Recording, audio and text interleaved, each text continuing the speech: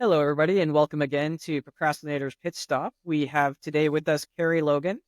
Kerie is a highly experienced therapist and certified clinical hypnotherapist with almost 25 years in the field, known for her empathic ability to help clients overcome life's challenges and transform their lives. She hosts Master the Upper Rooms, a podcast exploring spirituality, self improvement, and manifesting, where she shares her unique techniques for empowering listeners to tap into their inner magic and achieve lasting change. Kerie, welcome to the show. Thanks for having me, Chris. Well, we're definitely happy to have you. I'm really interested to get to dive right into it. But before we get too far, we do like to have an icebreaker on the show. And the question for you today is which cartoon character do you resonate with the most and why? I would have to say Merida, and she was in the Disney movie Brave, the girl with the beautiful red hair. And why I pick her is because she had courage and she had resilience, and she was in a time where there was rules and a structure that served certain people, but where she was at in her timeline and in her generation, it didn't resonate with her. And she wanted to be free. She wanted to speak her mind. And a lot of women have fear about, can I speak my truth? Am I safe? And this is my body. And I get to choose what I want to do with my body. And so that's why I really resonate with her, because she was able to be honest and truthful with herself and make choices and decisions that supported her, but also supported other people that had the same mentality and the same heart desires and dreams. So that's why I picked her. I like that one. I like that choice. I think it's very fitting. And, having spoken to you as well, I like that choice for you as well. All right, let's dive into it. Why don't you tell us a little bit about your journey and sort of how you got to be where you are today? So my journey is pretty fast, very interesting. I actually did a YouTube video about it because a lot of people kept saying, how'd you become a hypnotherapist? Because a lot of people don't say as a child, oh, I want to be a hypnotherapist. You don't. And I, at the time, I was raised in California. And when I became a single parent, I moved up to Oregon. And I was, you know, just like a lot of people, corporate America, worked for, a big winery. And when 9/11 happened, the economy up here just tanked. It went in the toilet.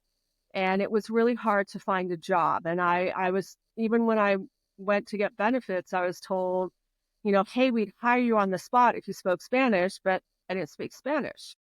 And so I went to a friend that I knew that gave readings, and she said, Kerie, you've done everything you need to complete here in Oregon. You're going to move back to California. The perfect job is waiting there for you.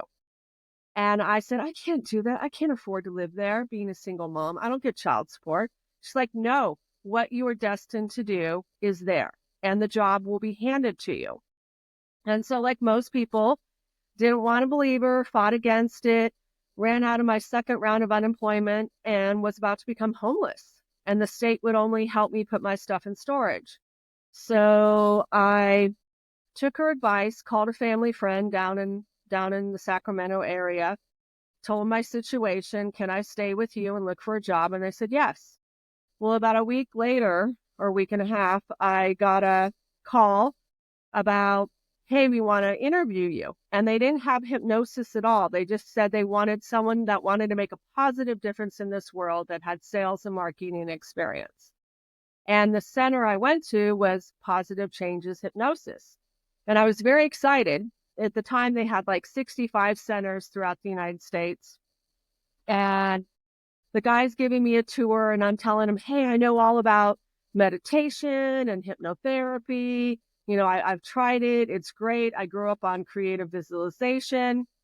So I'm sitting in the conference room, and I had a portfolio in a 3-inch binder, like all my work, recommendations. And I say to the guy, hey, you want to see my portfolio? And he says, oh, no, I already knew I was going to hire you the minute I read your resume. you've got the job. Let's just talk about, salary, vacation pay, all that. No, it's yours. So she was right about that. And I didn't know that they made me take a test to see how good I would be as a hypnotherapist. And when I did, I got the highest score out of anybody, which I was told that if they knew that about me, because I just applied for the sales and marketing position. I didn't apply for being a hypnotherapist, but they said, oh no, we would have been banging on your door to hire you for. And two brothers started the company. It was Michael Porter and Patrick Porter. And I became best friends with Michael Porter. And when he learned about my spiritual side, he said, I've met hundreds of hypnotherapists, but I've never met anyone like you. And he said, when I learned about that spiritual side, it was like the cherry on top. You're too good for this place. We're a franchise and you need really to have your own business. So like most people, being a single mom, I thought, I can't do that. This is, it's not going to happen. It would be my dream. So the day before Thanksgiving, I got in a disagreement with the receptionist, and I had a feeling she was going to fire me or get me fired. So I went to my manager and I said, hey, I think she's trying to get me fired. And she said, actually, she is. And here's your final check. And I was like, whoa, I'm the best one here. You guys just gave me an award this year. I got 3 months of clients. This, can't we work this out? And she said, no, she's family and you're not. So you got to leave. So I went home and I prayed and I was like, God, if this is my calling, this is my purpose, what everyone says I am meant to do, give me a sign that is so clear I can't mistake it, because I love what I do.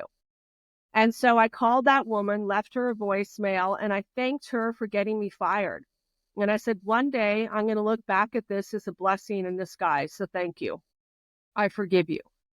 The very next day, a client that became a friend came over and she said, I feel so bad about what happened. You really have a gift.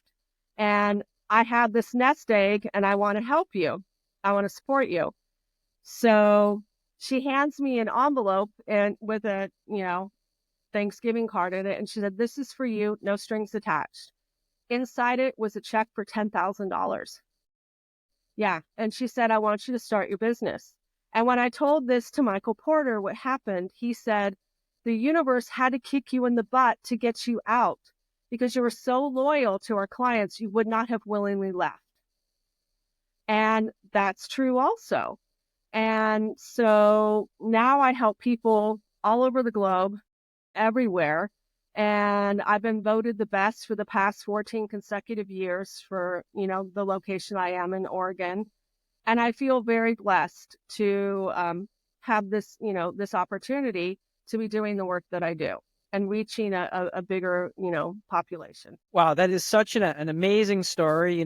Thank you for sharing that, Kerie. And I've heard that story. This is the second time I've heard it, but I still love hearing that story, and I'm sure that our listeners will agree as well. It's just that you don't hear that often where everything's going right, and yet they still sort of kick you out, which is goes to show that we need to have that resilience and we need to have that confidence in ourselves and in our abilities. Well, we got to believe in ourselves. And sometimes we got to get out of our own way because the universe is trying to give us what we want, but we're afraid. And I was afraid because I was a single mom, but it's what I was destined to do. Yeah, and I like that. Just swinging back here to get into the swing of things. How would you define procrastination, and what does it mean to you personally? Well, what it means to me, I'd say personally and professionally, is there's something you need to do and you're afraid to do it. And when you look at what you need to do, it's so overwhelming for you that it's hard to unpack it. It's like this massive mountain. And when someone sees this massive mountain, I need to climb to the top. a lot of people are like, just forget it, screw it. You'll make excuses. You'll try to rationalize, well, this is more important than that. You'll always find something that's more important than that task, but that task is still staring at you in the face. And so when it comes to procrastination, I tell people, well, isn't there a way where we can break it down into smaller chunks? So it's easier, where you can take pit stops, where you actually schedule it, because a little bit of something is better than a whole lot of nothing. It's like the same with, think about exercise. They say the first 2 weeks is the hardest. So I tell people, go in gentle and easy. Don't go in there gung ho and blow your cookies, because then you're going to be sore and you're going to hate life. The same with, like, let's say dieting. I tell people, no, diets suck. Diets don't work. You have to make a lifestyle change. And that's just taking one day at a time, one step at a time, and doing something like for exercise. You could park your car further away in the Costco parking lot or the grocery store. That's getting your steps in. You go in the grocery store, even though you don't have to buy everything down every aisle, you can still walk down every aisle. You got the cart to support you if you're worried about balance or stability. But hey, at least you're doing something. Mhm. Yeah, I really like that. And I also like the fact that, whenever I talk to people about diets, the first three letters say everything, die. Die. So, so I mean, already there's that psychological block, right? That, Yes. it's like, oh, I don't want to do that. That this literally says die in it. I mean, Yeah. I'm sure we don't consciously go there, but I mean, it's got die right in it. So I don't want to It die. Yeah, I or want like I remember one time, because I used to teach a law of attraction class, and we were working on like vision boards, and this woman put down she wants, like, fast weight loss. And I said, "Have you thought about that word? Wouldn't you rather have easy and gradual weight loss? Because fast rapid weight loss to me means pain and suffering and deprivation and eating like a rabbit. And that's a negative. And you're more likely to break down and say, screw it, and binge on something, and then you're going to beat yourself up. Just, why don't you find a better word that aligns with what you want?" No, I like that. Finding the better language for sure, and then finding consistency in those small steps, like you say. I remember somebody gave me the example that there was a famous, I wish I could remember the name, a famous baseball player he got injured and he was out for the entire season. So, he wasn't able to go to the gym, supposedly lift a lot of weights, that sort of thing. But he still did every day. He did this same exercise routine, but without the weights. And what's interesting about what happened there is in the end, he actually didn't lose any muscle mass, which was really, to me, it was strange. I actually had to go back and fact check this because it's, okay, yeah, we know that if you're not using your muscles, they're gonna, atrophy to some extent. But, just by doing the actions with even without the weight, he actually would manage to, he didn't gain anything, but he also didn't lose anything. Just goes to show that consistency is pretty big part of it. Well, it is. There's that factor there too.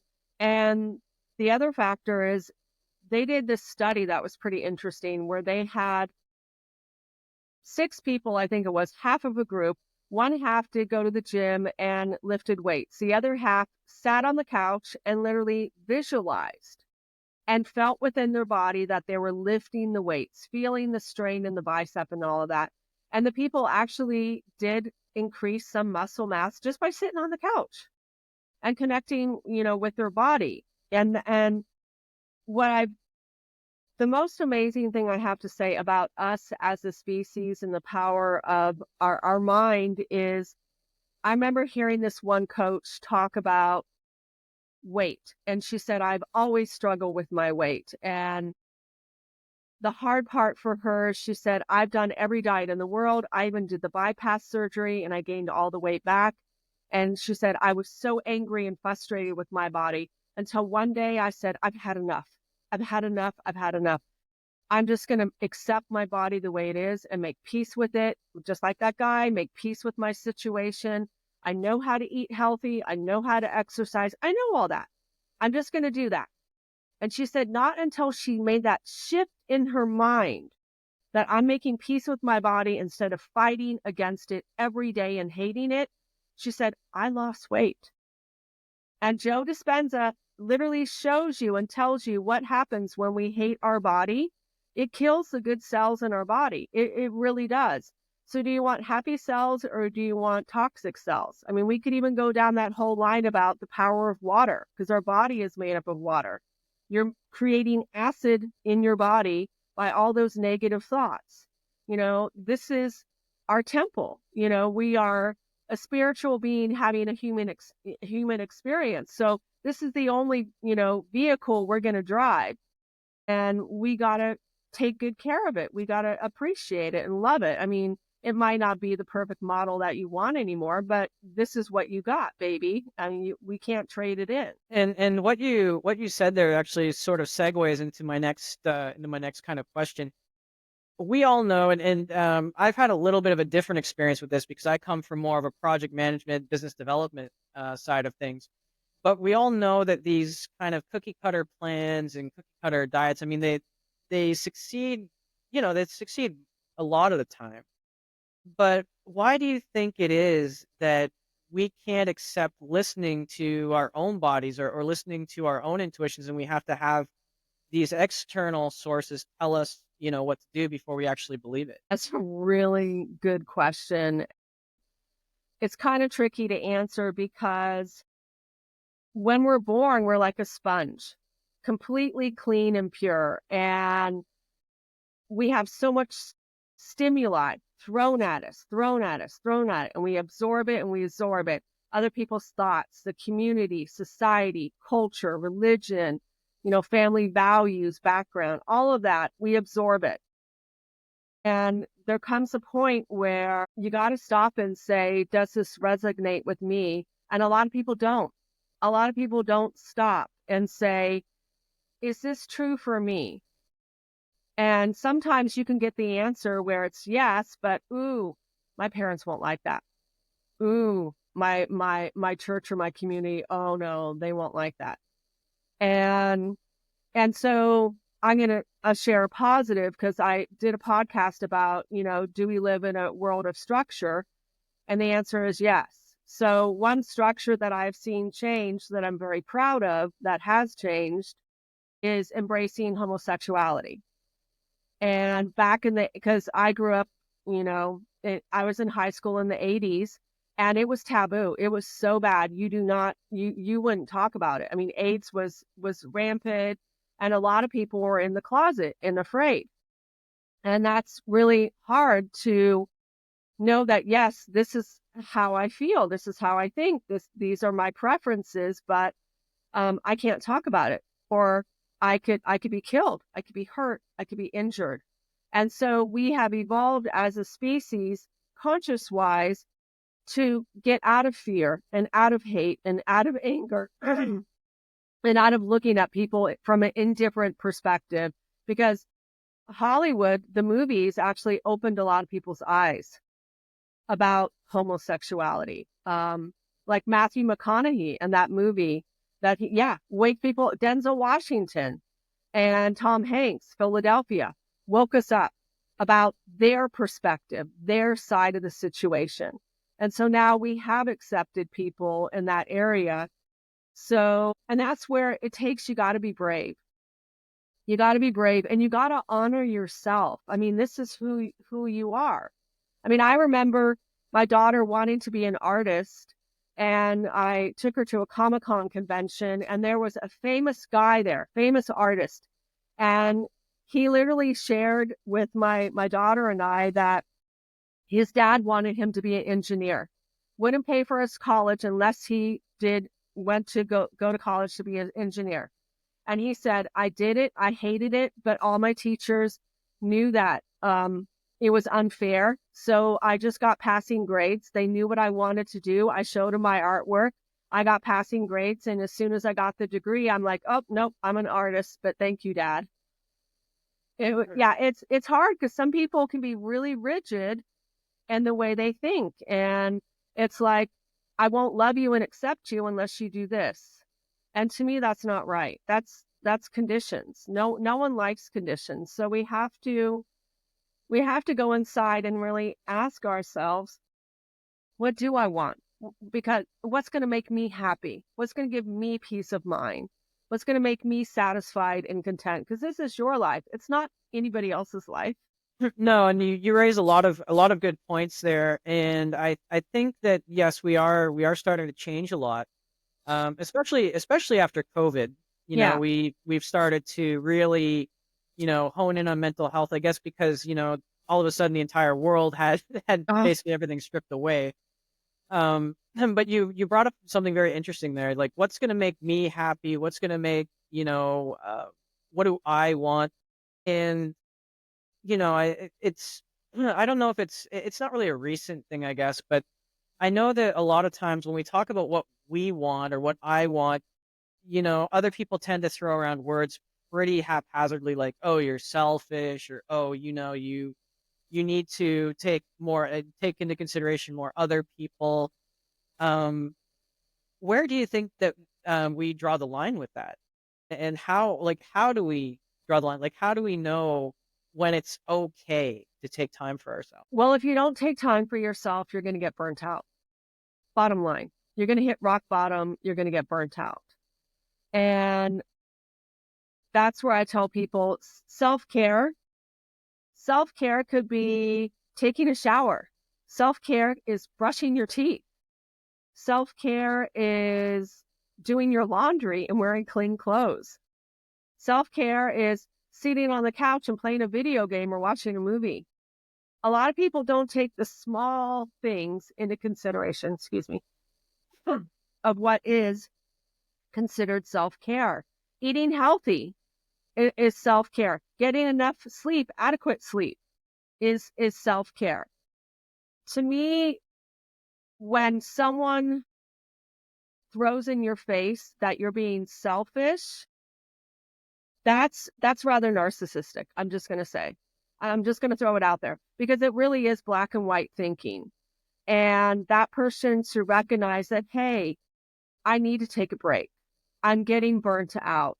And maybe what you need to do is set healthy boundaries with that person. Because a good example is I'm working with one gentleman that his mom calls him every day. And she is so toxic, so toxic. And when he doesn't talk to her, she guilt trips him, does blame shifting and all that stuff. And it's this vicious, ugly cycle. And I said, you need to set boundaries with this woman because she's the one that's burning you out. She's the one that makes you doubt yourself and feel bad about yourself. And you don't need to share with her everything. You do not need to overshare. You can really narrow down the window of how much you talk to her, how much you engage with her. And I know you love her, but she's highly dysfunctional, and she's not the best person to have in your life, but she is in your life. And so you need to learn to set those boundaries and stick with it and speak your truth because it's hurting you. It's really hurting you inside. And so when it comes to self-care, sometimes I tell people it's none of their business. If they're not going to respect it and honor it, you don't have to share it. All you have to say is, I have other plans. I have something else I need to do. And then do the self-care because we do get burnt. When you don't do self-care, we get burnt out. We get cranky. We get angry. We get irritable. And we don't treat people fairly and we don't treat ourselves with kindness. So that's the best thing I can say about self-care. It benefits everyone. I mean, I'll give you this one thing. I used to say to my daughter, when I got burnt out, mommy needs to fill her cup of love. I need to fill my cup of love because I'm happier, more joyful. And one day she came up to me and said, Mommy, you need to fill your cup of love because you become really mean lately and not nice. And I'm mad at you right now. And I looked at her and I almost wanted to cry. And I said, thank you. Thank you for reminding me that I need to take care of me. And I'm sorry. I'm sorry. Yes, you're right. I have been irritable. I have been cranky. I need to go out. I need to have fun. I need to fill my cup of love again because I love you and you're the most important thing in my life.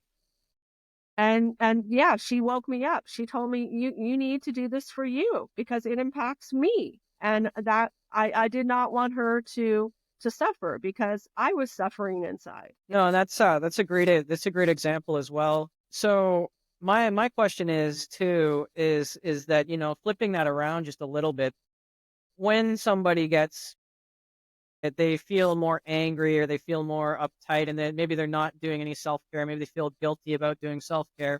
Maybe if we see people like that, I mean, we need to have maybe some compassion and understand that, you know, they're probably being told that their self-care doesn't matter, um, or something similar to that.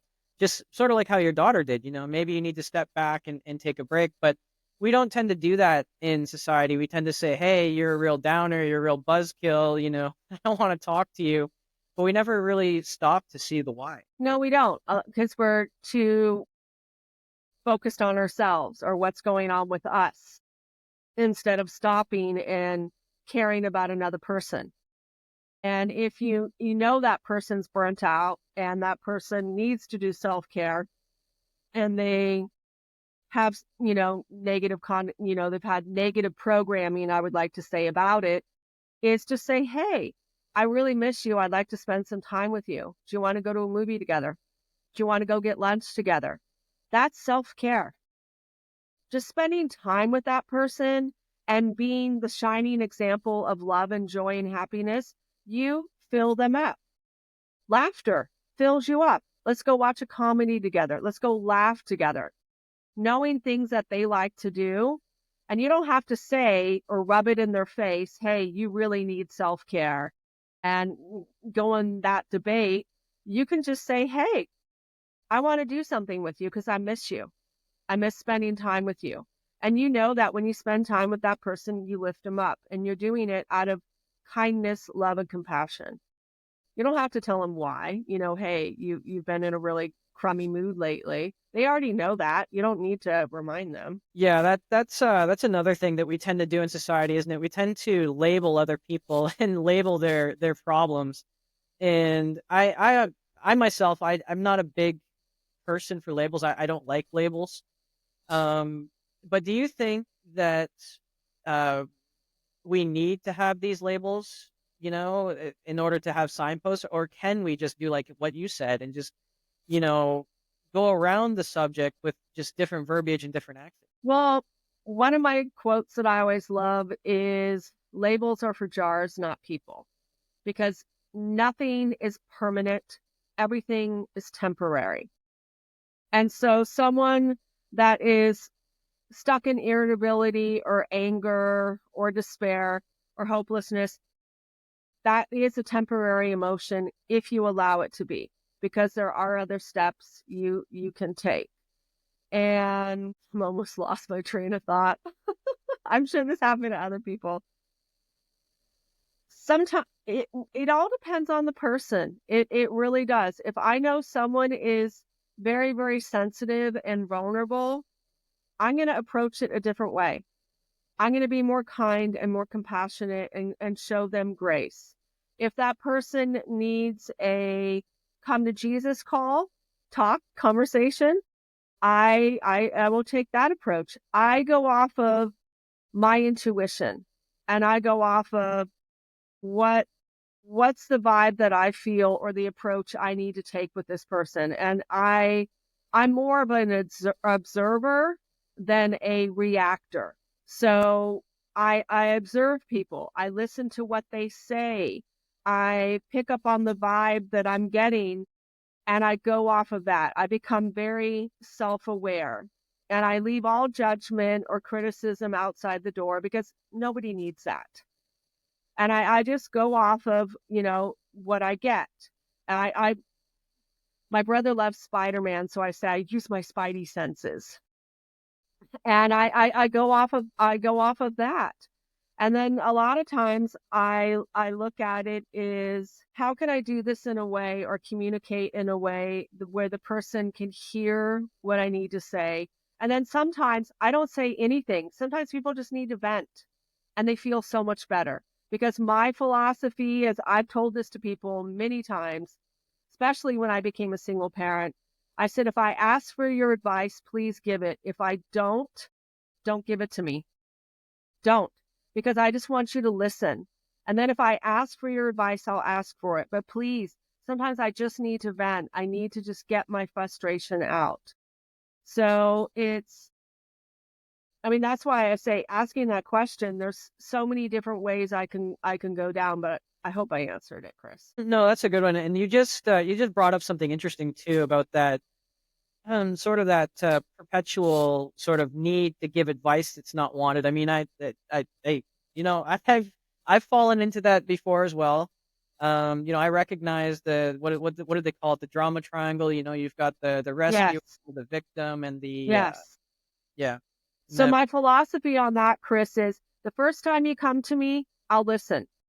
The second time you come to me, I will give you my advice. The third time you come to me, I don't care what it is. I just want to hear what you have done to change it. And if you can't tell me that, then I don't want to hear what you have to say because you're going to be in that victim mindset. You know, that's interesting. So, the first time you listen, second time you say the advice, third time you ask them what they've done about it, and they haven't done anything, then you don't want to perpetuate the cycle, so to speak.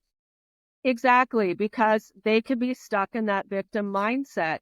And I like to call them energy vampires sometimes. Mm. They they'll tell you all this negative stuff and then suck all the good vibes out of you and now they're happy. They feel great. And you're just like, that was the worst experience. Carrie, this has been a really engaging conversation. I really love where we've been going with it. We are coming up pretty close to the time. Do you think there's anything that I should have asked but didn't ask today, or anything that maybe you feel we should have covered but we didn't cover today? No, I think we covered a lot. And I think we covered a lot of really positive subjects. And your listeners, people, they can find me on Master the Upper Rooms. I'm on YouTube. I mean, anyone can just Google my name. We talked about that earlier. You just type in Kerie Logan, and I'm on so many different platforms. There's lots of information about me on there. And is there a preferred method? If our listeners have a question for, out of all those methods, is there a preferred method for The you? preferred method is email. Is just email me. You can email me at empoweredwithin@protonmail.com. And I check that often. People can email me and I do offer a free consultation, 15, 20-minute consultation. And if I feel like we're not a good fit, I'll tell you. I'll completely tell you. I'm very transparent about that. And I'll tell you this is what I recommend. These are the options you can take. And because I want people to find relief. That's what matters most to me. Get peace of mind. Excellent. Well, thank you so much for being on the show today, Carrie. It was a real pleasure, and thank you for sharing, your insights and your wisdom. And to all our listeners, thank you for tuning in once again to Procrastinator's Pit Stop. And just remember, if you can't find that motivation or inspiration for yourself today, just maybe go out and try to be that motivation or inspiration for someone else. And we'll see you again next time. Bye.